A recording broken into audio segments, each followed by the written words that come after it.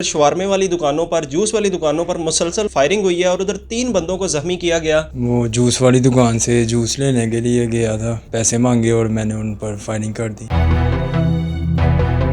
घर पर इसलिए फायरिंग की थी, वहाँ गुस्सा ठंडा नहीं था हुआ। ये हालात ऐसे हैं कि मोहल्ले में उससे कोई भी बात करता है उसके ऊपर फायर करता है। ये नामी ग्रामी मुलजम है जो पहले भी जेल में रह चुका है। जदीद जो हमारे पास वसाइल थे उनको बुरे कर लेते हुए हमने इसको मुलजम को तकरीबन 12 घंटे के अंदर गिरफ्तार कर लिया। उर्दू पॉइंट की वीडियोस देखने के लिए हमारा चैनल सब्सक्राइब कीजिए और बेल के आइकन पर क्लिक कीजिए ताकि आप हमारी तमाम आने वाली वीडियोस से बाखबर रह सकें। अस्सलाम वालेकुम नाज़रीन, उर्दू पॉइंट के साथ मैं हूं आपका मेज़बान रहमान यूसुफ और हम इस वक्त मौजूद हैं सियालकोट के थाना कोतवाली में। 24 तारीख को सुबह 9 बजे इधर शवारमे वाली दुकानों पर, जूस वाली दुकानों पर मुसलसल फायरिंग हुई है और उधर 3 बंदों को ज़ख्मी किया गया। उन 3 बंदों में जो जूस फरोश थे वो भी थे, शवारमे वाले थे वो भी थे। आम शहरियों को भी फायरिंग करके उसका निशाना बनाया गया, जिसके बाद पुलिस फ़ौरन हरकत में आई और उन्होंने मुल्ज़िमान को गिरफ़्तार किया।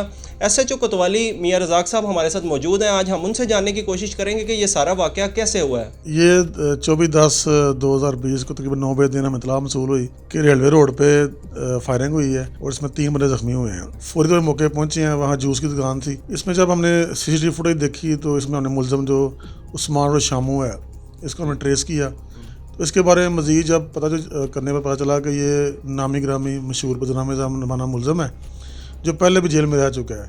वो ये काफ़ी अर्से से लोगों को थ्रेट कर रहा था, लेकिन लोग इसके खिलाफ कोई भी थाने आने को तैयार नहीं था। इससे कबल इन्होंने थाना राघपुरा के इलाके में भी शवारमे की दुकान पे फायरिंग की थी, उसकी भी फुटेज हमने हासिल की। फिर हमने इसका जो नंबर CDR वगैरह हासिल करने के बाद जदीद जो हमारे पास वसाइल थे उनको बुरे कर लेते हुए हमने इसको मुलजम को तकरीबन 12 घंटे के अंदर गिरफ्तार कर लिया। इसकी जो मैं समझता हूँ वजह ये भी है कि लोगों को चाहिए कि अगर कोई वकूआ होता है तो उसकी फौरी थाने में कंप्लेंट करें, ताकि पुलिस के नोटिस में चीज़ आएगी तो पुलिस में एक्शन करेगी। ये उस्मान उर्फ शमो ये जो मुलजम है, इसने ये फायरिंग की है। इससे आज हम जानेंगे कि ये सारा वाक़या इसने कैसे किया है। वो जूस वाली दुकान से जूस लेने के लिए गया था, पैसे मांगे और मैंने उन पर फायरिंग कर दी। यानी उन्होंने आपसे जूस के पैसे मांगे थे और आपने उन पर फायरिंग कर दी। जी। आपको एहसास नहीं हुआ कि आपने 3 बंदों को जख्मी कर दिया, फायर मार दिया सिर्फ जूस के पैसे मांगने से? बस गलती हो गई। शवारमे वाले को क्यों फायर मारा? इसी वजह से वो भी पैसे मांग रहा था।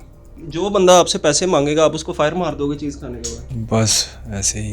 ये बताइए कि उसके घर पे क्यों आपने फायरिंग की थी? घर पर इसलिए फायरिंग की थी, वहाँ भीड़ भाड़ बहुत थी और इसीलिए गुस्सा ठंडा नहीं था हुआ, फिर उसके घर पर इसलिए फायरिंग की। जिस बंदे ने भी इससे पैसे मांगे, चाहे वो बर्गर वाला है चाहे वो शवारमे वाला है, इसने उसके ऊपर फायरिंग की है और इसने 3 बंदों को जख्मी किया है।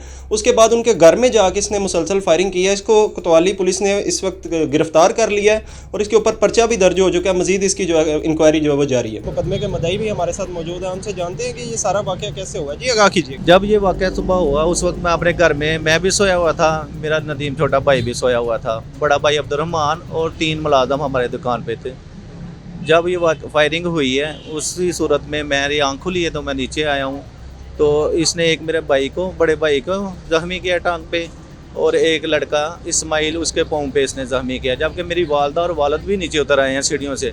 मेरा बड़ा भाई जब इसने फायर किया वो इसको लेके छत पे चला गया और दरवाज़ा बंद कर लिया। मैं उनसे पूछ रहा था कि आप बाज रहा है, इसी तरह ये पुलिस की वैन यहाँ आई है और वो भाग गया। 15 पे फ़ोन किया था भाइयों ने तो वो पुलिस वाले आए थे, फिर 1112 वाले आए हैं, उनको लेके हम हॉस्पिटल में गए हैं।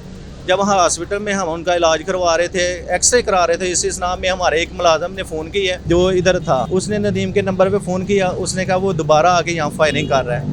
जब मैं फिर वहाँ से अपनी गाड़ी लेके यहाँ आया और मेरे आने से पहले वो यहाँ से मौके से फ़रार हो चुका था और हम एक लड़का सईद उसके पट पे उसने 2 फायर मारे और फिर वो मौके से फ़रार हो गया। क्या वजह बनी है जो इसने फायरिंग की है?